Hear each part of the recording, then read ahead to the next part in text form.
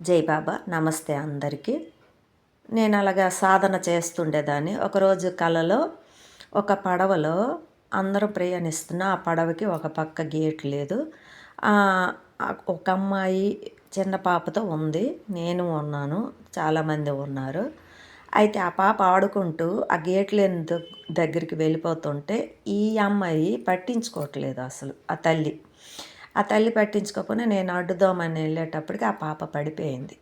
పడిపోయిన తర్వాత అందరూ వెతికారు. ఆ పాప దొరకలేదు. కళ ఎండ్ అయిపోయింది. ఈ కళ మాస్టర్స్కి గ్రూప్లోన రజనీ మేడంకి చెప్తే రజనీ మేడం ఏమన్నారంటే, నీ కర్మ ఇంకా ఉందమ్మా, హాస్టల్గా నీ కర్మ తీసేశారు మాస్టర్స్ అని చెప్పారు.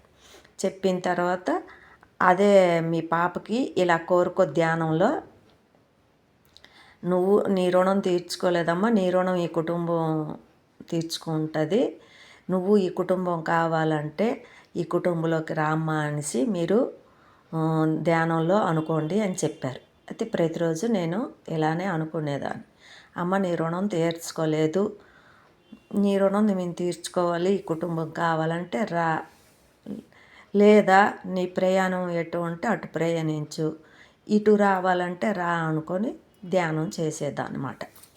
ధ్యానం చేస్తే తరువాత మా పాప ఎలా వచ్చిందో నెక్స్ట్ వీడియోలో తెలుసుకుందాం. మీరు మర్చిపోకుండా లైక్ చేయండి, సబ్స్క్రైబ్ చేయండి, షేర్ చేయండి. Thank you. జై బాబా.